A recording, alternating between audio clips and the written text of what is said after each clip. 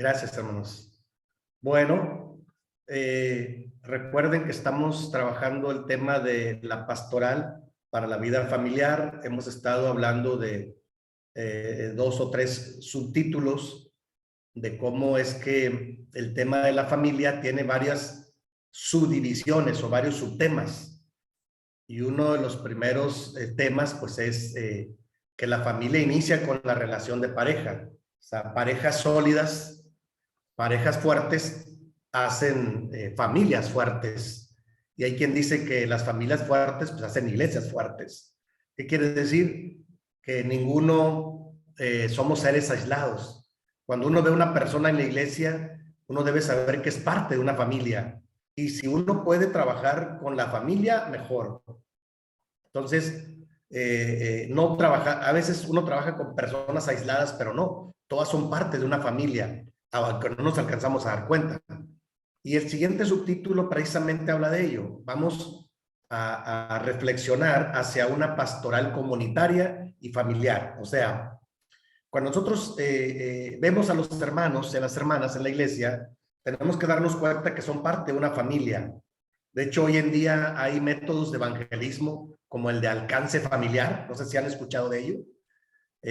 Mi esposa y yo, hace algunos años, cuando vivimos en su ciudad natal, en Tijuana, yo la conocí en Tijuana, allá nos casamos. Tijuana, Baja California, pues es frontera norte con Estados Unidos. Y hace muchos años, creo que todavía ni siquiera teníamos hijos. Tomamos un curso que nos ayudó mucho, que se llamó Alcance Familiar. ¿Qué es eso? Alcance familiar, déjenme les platico. Alcance familiar es, a grandes rasgos, es un método de evangelización. A grandes rasgos es, en lugar de evangelizar casa por casa o uno a uno, es mi familia, vamos a tratar de alcanzar otra familia para Cristo. Ese es el concepto general.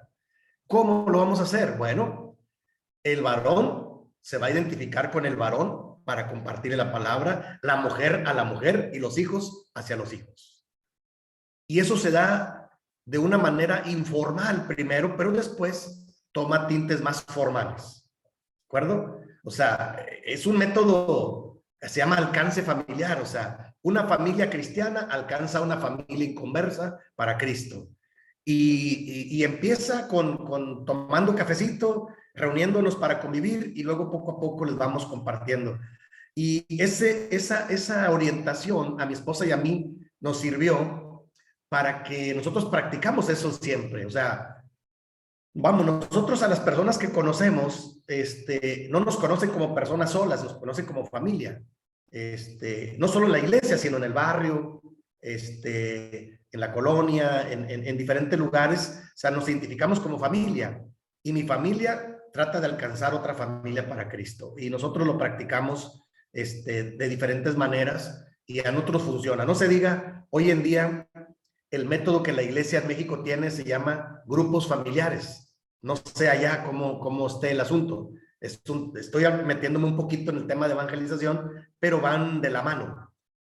Grupos familiares, a mí me ha gustado mucho siempre el trabajo con grupos familiares porque son grupos familiares para el crecimiento de la iglesia. Entonces, por ejemplo, el día de antier, el lunes, los lunes al lunes en la tarde y en la tarde a las 7 de la tarde, yo voy con una de las familias de la iglesia y esta familia de la iglesia tiene mucha familia alrededor. Entonces, la hermana Jovita, que es la hermana, ya murió su esposo, que era un miembro de nuestra iglesia anciano, pues queda la hermana Jovita como hermana viuda. Ella junta a sus hijos, a sus nietos, a sus vecinos. Entonces yo voy y les comparto un tema en su casa, en el patio de su casa. Les comparto un tema bíblico, una reflexión, hacemos oración y luego se hace un convivio al final. Eso es un grupo familiar aquí en México. Entonces, hace algunos años yo tenía grupos familiares cada día. Todos los días tenía un grupo familiar, excepto los sábados. Entonces, a mí me permitía ir y dar un tema, y el trabajo de la familia es que juntar familias para que yo les vaya a predicar. Después, yo nombré un líder de cada grupo, donde yo voy, una vez yo voy y otra vez va el líder que pongo ahí, para que él también vaya aprendiendo. Es una manera de alcanzar a las familias para Cristo, yo lo he practicado por muchos años como pastor, estos grupos familiares. En algunos lugares le llaman células, pero ya los han subdividido con puros jóvenes o puras mujeres. Yo trabajo con familias, a mí me gusta trabajar con familias, porque yo voy con mi familia, entonces me siento que estoy alcanzando a una familia para Cristo de diferentes maneras, en la predicación, en el aconsejamiento, en la convivencia, en todo Dios va moviendo las cosas para alcanzar esa familia para Cristo. Entonces, el subtítulo hacia una pastoral comunitaria y familiar tiene que ver con estos ejemplos que yo puse. Dice ahí, ejercer una pastoral que forme familias sanas es una tarea necesaria en este fin de siglo, a este principio de siglo más bien, tan decisivo para la historia de la humanidad. Los espacios sociales en los que el hombre puede encontrar amor y compañía se estrechan cada vez más, o sea, se aíslan cada vez más.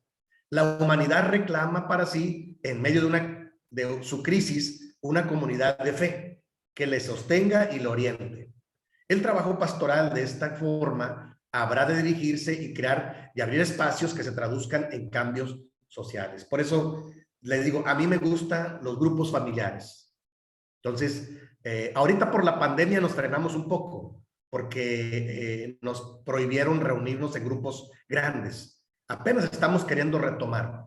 Los frenamos prácticamente 1 año y medio, tuvieron que estar suspendidos los grupos, pero a mí me gusta mucho trabajar porque me permite ir, predicar, tomar cafecito con ellos, convivir, escuchar, saludar, compartir. A mí me gusta el método de grupos familiares y me funciona.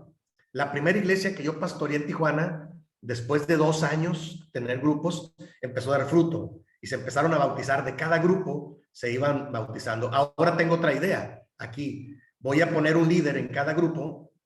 A cada miembro les voy a dar una idea que tiene que ver con esto. ¿Cómo hacer una pastoral comunitaria y familiar? Bueno, ahora lo que yo estoy tratando de hacer para el principio del siguiente año ya lo estoy organizando, es conseguir material de la iglesia. La iglesia ya elaboró una serie de lecciones para grupos familiares. Bueno, les dije, ¿saben qué, hermanos?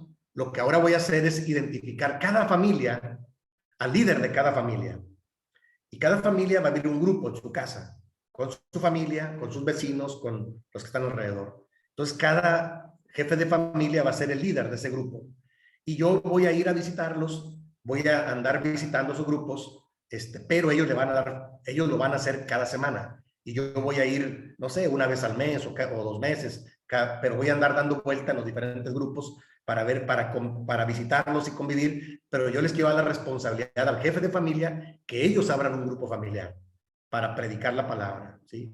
Porque en esos grupos se dan diferentes temas, se empieza con la evangelización y después se puede dar un discipulado. Entonces, necesitamos, hermanos, apuntar a ese enfoque de hacer una pastoral más comunitaria y más familiar, más que dirigirnos a personas aisladas, tenemos que trabajar con familias. ¿Están de acuerdo?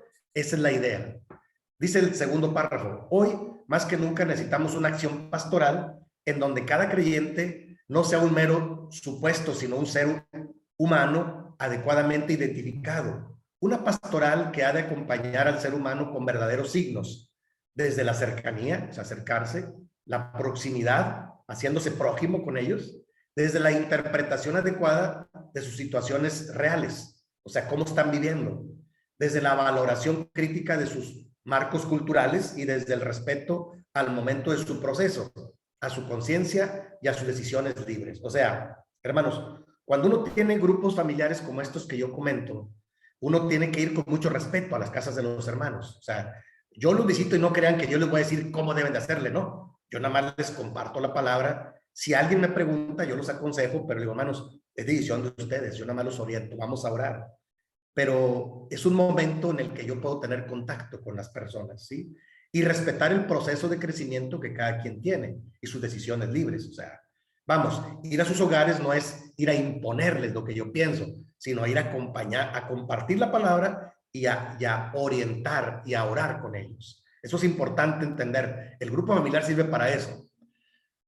Sigue diciendo hoy, el propósito es uno, suscribir una pastoral comunitaria en el marco de la misma comunidad, cualquiera que ésta sea. y que se emane de su praxis, de su práctica, y su teología se construya a partir de esta, o sea, de la práctica. Por pastoral se entiende todo puente que se establece para correlacionar el evangelio con situaciones concretas en una iglesia o una comunidad de fe, o un grupo social o familias. O sea, no solo es en la iglesia, sino es ir a las familias, a la sociedad. Es el cuidado y el acompañamiento de todo proceso de vida en hombres y en mujeres. ¿De acuerdo, hermanos? Entonces, tenemos que buscar que nuestras iglesias no solo se enfoquen en las personas, sino en las familias más completas. Ahora, voy a avanzar. Ahora, cada familia tiene sus propias particularidades, hermanos.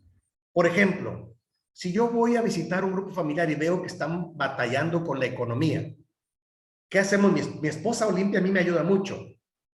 Los que la conocen, Oli, les decimos Oli de cariño. Oli es una mujer muy sensible y muy inteligente para ver las necesidades de la gente. Entonces ella comúnmente me dice, fíjate que esta familia está batallando económicamente. Entonces ella organiza la sociedad femenil, a las mujeres, y juntan una despensa. De hecho, lo hace cada semana. Cuando se junta una despensa o dos, me dice, ahora la siguiente vez vamos a ir y vamos a llegar con un par de despensas para regalarles, y ya. Entonces, así es. O tienen problemas, entonces me dice, yo creo que hay que orar por esas familias. Nos estamos dando cuenta de las necesidades que hay en esas familias. Y las necesidades son diferentes. Hay gente que no tiene problemas con dinero, pero tiene problemas de otra índole. ¿Qué hay que hacer? Orar a Dios. Decirle, hermanos, estamos orando por ustedes. A veces ellos mismos dicen, hermano, venga a orar porque tenemos un problema muy fuerte. Bueno, pero estamos viéndolo como familia. ¿Sí, hermanos? ¿Estamos de acuerdo? Ese es el enfoque. Yo cuido mi familia, pero después trabajo con familias. Y eso hace que la iglesia, creo que avance a hacer del trabajo pastoral una comunidad de familias, ¿sí? Una fraternidad comunitaria. Ahora, siguiente subtítulo: potenciar a la familia, un quehacer de la pastoral. Yo diría hoy. O sea, ¿cómo dice el texto, los renglones ahí, el párrafo? Potenciar significa dar potencia. O sea, la potencia sana y verdadera se encuentra en el centro de sus opuestos. O sea, por un lado, la impotencia, y por otro lado, la omnipotencia. ¿Sí me explico, no? O sea, todo tiene sus extremos. Entonces, cuando hablamos de potenciar, hay que tener cuidado, porque por un lado está la impotencia, o sea, me siento impotente de corregir las cosas, y por otro lado la omnipotencia. ¿Qué es la omnipotencia? Es cuando alguien dice, yo no necesito nada de nadie, yo puedo solo. Son extremos opuestos, ¿sí? Entonces dice ahí, potenciar a la familia significaría mantenerla en el sano equilibrio entre sus opuestos, la impotencia y la omnipotencia, ¿de acuerdo? O sea, una familia siempre va a necesitar, cuando menos, que oremos por ella, ¿sí? Entonces, tener cuidado con los extremos. Dice ahí el centro de la narración. ¿Hay familias impotentes hoy? Sí que las hay. Familias que sufren de impotencia, las familias que no tienen los medios económicos para satisfacer las necesidades de alimentación y de educación de sus hijos, o no pueden hacerlo de forma adecuada. Hay otras familias que no pueden vivir satisfactoriamente bajo la cobertura del amor. También tenemos en nuestra América Latina familias que son impotentes para dejar claramente instaladas las funciones de padre, de madre, y los roles de hijos, abuelos y otros familiares.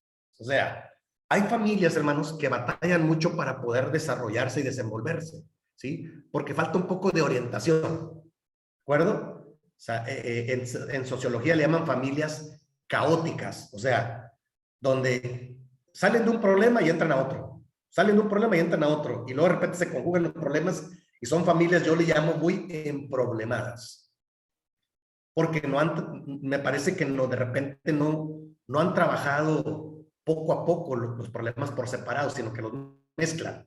Cuando se mezclan los problemas, se hacen más graves. Por eso decía yo cuando hablábamos de la pareja, hermanos, es un tema a la vez, no tantos. Sí, porque de repente uno mezcla todo. Y entonces, ¿cómo salimos de este enredo? No. Y la realidad, hermanos, es que las familias sufren de eso. Algo que yo detecto hoy en día, hermanos, con la pandemia, es las enfermedades. Cuando una familia tiene un miembro que le dio COVID, que se enfermó, y es el padre de familia, yo tengo ejemplos aquí en la ciudad donde acaba de morir, les dije la vez pasada, murió la mamá y murió una de las hijas. Y el hermano ya es un hombre mayor de 96 años, quedó solito. Tiene otros hijos que tienen que ir a visitarlo y atenderlo, pero yo lo visito cada semana. Y el hermano pues no puede venir a la iglesia porque es un anciano, pero yo digo, qué difícil etapa de nuestro hermano, que está pasando por una etapa donde tiene dos pérdidas muy significativas, es un hombre ya muy mayor. ¿Y qué necesita, hermanos? El hermano, acompañamiento. ¿Están de acuerdo? Este acompañamiento. Necesita que uno vaya. Cuando yo voy, me tardo, ¿qué será? Una media hora, una hora máximo, 40 minutos. Yo llego, lo saludo, platico con él, le leo una porción de la Biblia, un salmo, comúnmente es, y luego oro con él, lo unjo y me retiro. Él se queda muy contento y dice, hermano, qué bueno que vino. Me hacía mucha falta que enfocarme en lo espiritual, dice él. Yo no sé qué tantos problemas pasará, porque pues él pasa mucho tiempo solo, pero me doy cuenta, hermanos, que es una manera de potenciar a esa familia que tiene, pues que está muy desquebrajada por las circunstancias de la vida. Así es que acuérdense que una de las tareas, hermanos, que están ahí en el sílabo, es el trabajo que va a quedar de tarea es que ustedes hagan un ensayo, un procedimiento de cómo acompañar a las familias que están en momentos de crisis. ¿De acuerdo? Ustedes, ese va a ser su trabajo de tarea, acuérdense. Por eso yo estoy poniendo ejemplos de cómo es que hoy en día las familias, en general, tienen diferentes necesidades y diferentes crisis. ¿Qué hay que hacer? Bueno, hay que acompañarlas y hay que tener de preferencia un procedimiento para potenciarlas, para atenderlas, ¿sí? No llegar nada más así a ver qué sucede, porque luego sucede eso de que vamos a visitar, ya llegamos, ¿qué vamos a hacer? Pues no sé. No, hay que tener un método ya, preguntar, escuchar, ver sus necesidades, leer la palabra, que eso fortalece mucho, si está enfermo, si está desorientado, y luego orar con la familia. Ahora, yo voy con el hermano, pero cuando voy a orar, le digo a la familia, algunos de sus nietos los visitan, uno de sus hijos vive en la parte superior, le digo, háblale a la familia para orar con el hermano. O sea, que la familia se dé cuenta que estamos ahí para compartir la palabra y para orar por la familia. Eso a mí me funciona muy bien. Y a ese subtítulo se le llama potenciar la familia, es un quehacer de la labor pastoral. Dice en la parte baja, en medio de este sombrío, de este mundo sombrío, ¿cómo puede asumir la pastoral la responsabilidad de potenciar a las familias? La tarea parece difícil y no se resuelve con la gimnasia intelectual de un congreso. Si esto no logra conducir a sus participantes a una toma de conciencia y de responsabilidad, que sea el fermento que luego sea trasladado a la mayor parte posible del pueblo de Dios. O sea, mientras más nos involucremos, mejor. Muchos intentos han fracasado a pesar de tener muy buenas intenciones conscientes. Lo que sugiero es otro camino, el que San Pablo propone como el más excelente. ¿Se acuerdan que dice 1 Corintios 12:31? Dice, procurar los mejores dones, mas yo os muestro un camino más excelente. Y todo el capítulo 13 es el capítulo del amor. Pablo dice, si yo tengo mucho conocimiento y doy de comer a los pobres, pero no lo hago movido por el amor, entonces nada soy. ¿Han leído? Entonces, ¿qué quiere decir, hermanos? Que lo que tenemos que promover en la iglesia para hacer este trabajo pastoral con las familias es que el amor de Dios sea el que sobresalga. ¿Sí? Dice, estoy convencido de que sin amor auténtico no hay parejas y sin pareja sana no hay familia. ¿Sí? Entonces, eso es muy importante, que en las parejas podamos promover el amor de Dios, el amor agape, que es el que finalmente nos va a unir y nos va a fortalecer. ¿Sí? Sigue diciendo ahí, potenciar la familia significa comunicar por todos los medios posibles que el amor en el matrimonio debe expresarse con el alma, con la mente, con el cuerpo y en cada pareja cristiana, ¿sí? O sea, el amor agape es el que debe sostener a la pareja y es el que se debe compartir hacia los demás. Dice el último renglón, La familia es el fundamento de la sociedad humana. Está en sus tres dimensiones. Familia nuclear, o sea, como núcleo, extendida, la que se extiende, los padres, los abuelos, los hijos ya casados, y espiritual también, que es la iglesia, que constituye la esperanza del mejor futuro para la humanidad.